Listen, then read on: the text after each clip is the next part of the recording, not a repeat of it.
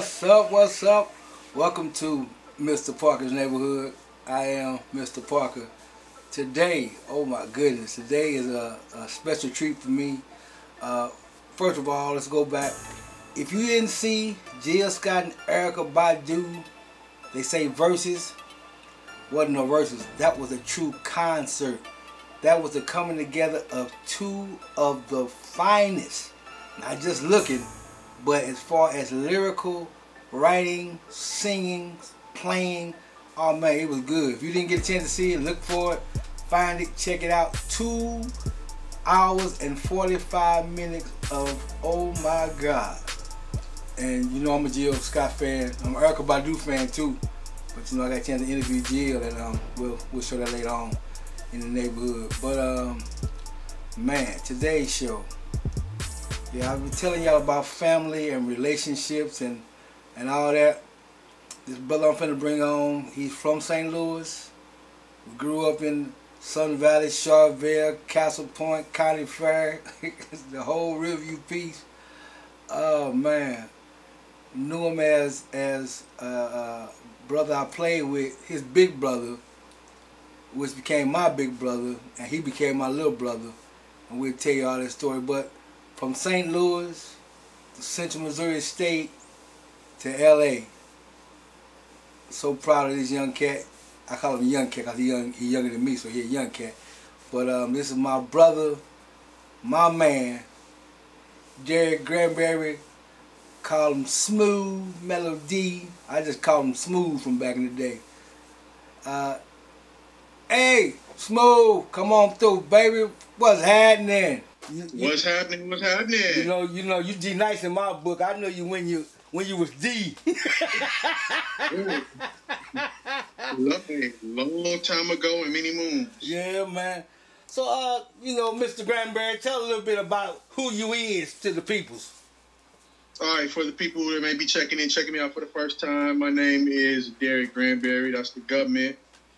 Also known later in life as Smoooth Dee, DJ, coming from the Lou, Riverview Gardens to be exact. Had to represent. Represent, baby. That's what I do, man. It's music has been my life, sports has been my life, but you know, most important, I represent the crib. St. Louis represent. Man, and in doing my my background research and picture pieces of you and your world, boy. Ooh wee! I found some good in that joke. Man.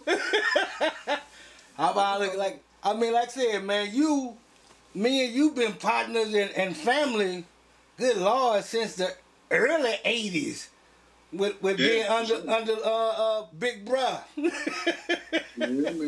Man, so now hey, to get things in order, how mama doing, man? Mom's just straight, man. Being out here in Los Angeles, again, for those who don't know, I live in Los Angeles now. So with a lot of what's going on with this virus and everything kind of hitting the coast first, you know, I've always tried to be kind of like the eyes and ears back home to let folks know what's happening. You know, in every situation, every city, every state is different, but I want to communicate what was going on out here back home, and especially to my mom, you know, being in that percentage, that class group or whatever you have it that are more at risk. So I wanted to make sure that she was straight. And, you know, like kind of roles were reversed. Mm-hmm. You know how your parents tell you to stay? Yeah. Stay in the house. You need to stay in the house.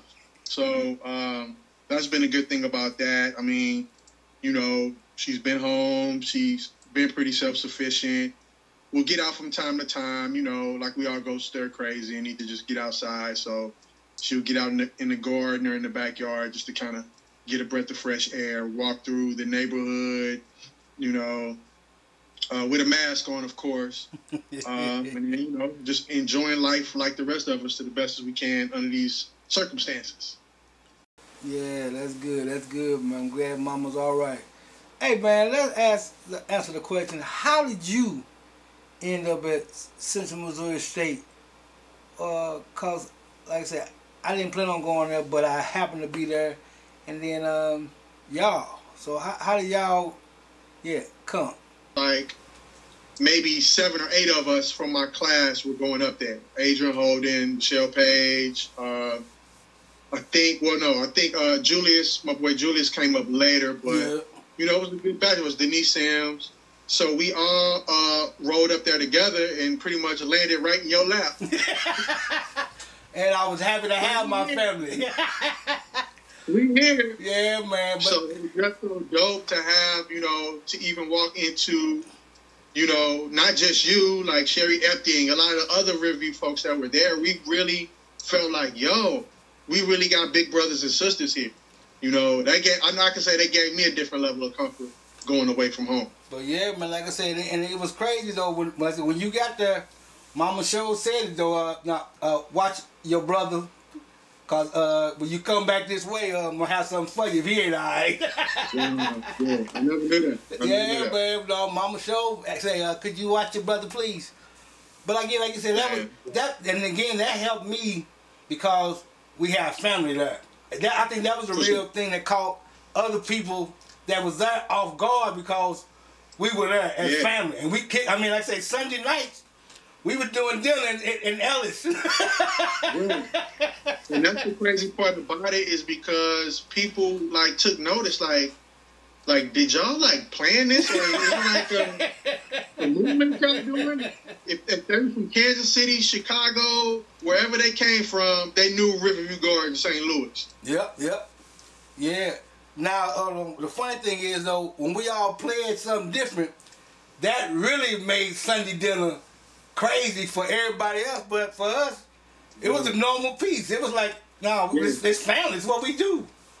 Exactly. No matter what you was representing, we still family. That's it. All right, son.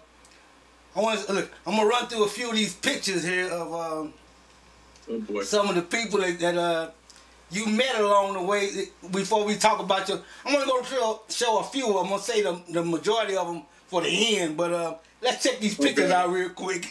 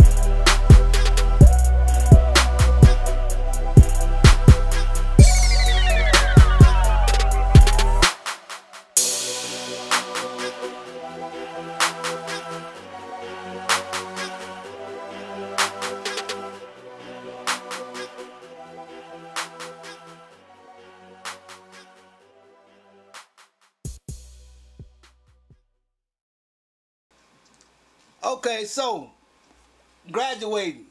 I mean, them pictures there show some of the people you happen to run into. Now, you graduated with a degree in what? My degree was computer information systems, so it was like a BSBA, Bachelor of Science in Business Administration, and the emphasis was in computer information systems. Okay, so you get through with that and you go to Cali, or you came home first? I came home first. I wanted to, with the degree in computer information systems, the jobs that I was looking for was in computer programming. Okay. I had done a year-long internship in Jeff City. I knew that I did have a leg up there, but I definitely didn't want to be in Jeff City because of the whole time, I'm doing my DJ thing. So when I graduated, I wanted to at least be in a city where there was a pretty decent population because I wanted to be able to be in a hot spot where I could do my music stuff too. So St. Louis or Kansas City were the pretty much the best choices I felt because who I was working with through music were in between those two cities. But I did get a great offer from a company based out of Omaha, Nebraska, called First Data Resources, and that was their headquarters was in Nebraska. And then I just went through the process, just keeping myself open for opportunity, and then find out in the course of the interview that they did have an office in St. Louis. Oh, okay. So sign me up. So I took the job, went back to St. Louis, and really just started integrating back into living in my hometown as an adult, which was an adjustment. You know what I mean? Leaving as a child, coming back as a semi-adult. You know what I mean? Still trying to get your feet wet and your feet planted. But so I worked that job maybe a total of like 8 to 9 months. Okay. The backstory behind it was around the time I was in Jeff City, a friend of mine who I went to high school with was originally from California, moved back to Los Angeles. And so working with the music side of it, he was telling me like, yo, I got me some connections out here, man. Like I'm going to get stuff popping and you're going to come be my DJ. And I'm like, I mean, that's cool and fine, but I'm going to do this other thing that's a little bit more secure. So I'm exploring the opportunity first, but still keeping the opportunity open if it works out on your side. So literally about a semester, like the summer before, because I graduated in the fall. So that summer, he let me know, like, yo, it's a go. I got stuff in order. Like I said, man, I want you to be my DJ. The offer still stands if possible. But I told him at that time, I'm open to it. But until the deal is done, contract signed, you sending it to me so I know I'm just not leaving on just a dream and a hope and a prayer, I'll be with it. So that whole time span went on of me going back to finish up CMSU, got my degree, came back, started working, and then he sent me the paperwork saying that it was official. So then we just planned the whole thing around when things were going to launch. And then I quit my job. I kind of started making my name in St. Louis DJing. I put out a mixtape, was kind of buzzing in the streets at the time. But I felt like, this is probably my one shot if I'm ever going to just pick up and leave. Mm-hmm. Now's the time to do it. So came to LA. And with all of, everything that he's had set in place and record contracts and tours scheduled, it completely fell flat. Oh. Everything fell apart. Yeah. As anybody who's been in entertainment, especially from the artist side, knows, there are no guarantees. So we just fell into a particular situation where they just held us on the calendar, gave us projected dates to come out, but the project never came out, and then they wound up dropping us. So imagine going from a college graduate with gleam and hope in their eyes of starting out in corporate America on this new journey in life, then taking a left turn to fulfill a lifelong dream of living in the entertainment life in California, in LA, and then pretty much becoming homeless in the streets all within a year. So I'm walking the studios late at night and I'm seeing the TV. So it's like, well, I'm here. What are you gonna do to get where you trying to get to? So I pretty much figured that my best hustle through and through was DJing. You know, I DJ'd, I wrote music at one point, I was trying to produce, but I knew that one, I needed to work on stable income. The security job was the first step, but I wanted something that because the whole experience in Long Beach kind of jaded me. I said, if I can't work and have a secure income and do this dream, I'm not gonna do it. Gotcha. So I wound up just like putting out for jobs, still working on the music thing, but I knew the focus had to go towards DJing because that was going to be what was going to make me money. You know what I mean? Like, I mean, the production and songwriting or rapping or whatever, that was a process that was going to take getting in the right situation. So I made the call. Like, my focus is going to be on DJing and get my name out there that way, because everything will circle back around anyway. Yes. Because once my foot is in the door, I can do everything else. And then concentrating on a stable job. And so that job came through a Riverview Gardens person. Q, Jolena Johnson, who lived in Los Angeles at the time, just so happened was at a party that one of my schoolmates from Central, Lisa Rose. Okay. She came and scooped me up like, yo, you know, one of your frat brothers, Kevin Whittington, who went to Hazelwood East. Right. He's having a birthday party. You know, there'll be some St. Louis folks there. I'll come scoop you up. So being there, I ran into Jolena. Okay. And she didn't really remember me, but she knew my brother. So when I said Cecil Granberry, you know, oh, Granberry, Riverview Gardens. What do you do? That's my Jolena impression. Right. So I pretty much told her my story up to that point. You know, I came out here, I was trying to do music. It didn't really work out. I'm trying to find a job to sustain myself.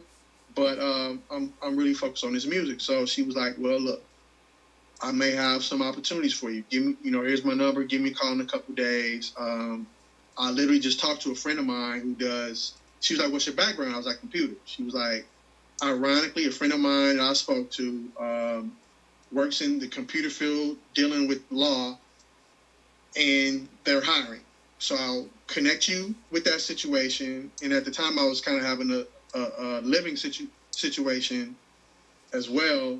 So she not only connect me with the guy that would hire me on my job, and which is the profession I'm doing literally 20 years later. Mm-hmm. But she also said that the apartment where he stays, everybody were transplants, mostly from the Midwest. Okay. St. Louis, Kansas City, and one of the cats was from, the cat that she introduced me to was from Chicago. And she said that everybody started out on that couch in the apartment. Wow. But eventually became a roommate because somebody would get a better situation, would get more, you know, stable, move into their own spot. So she was like, the couch is open right now. So not only will he have a job for you, you can probably talk him into letting you stay on the couch.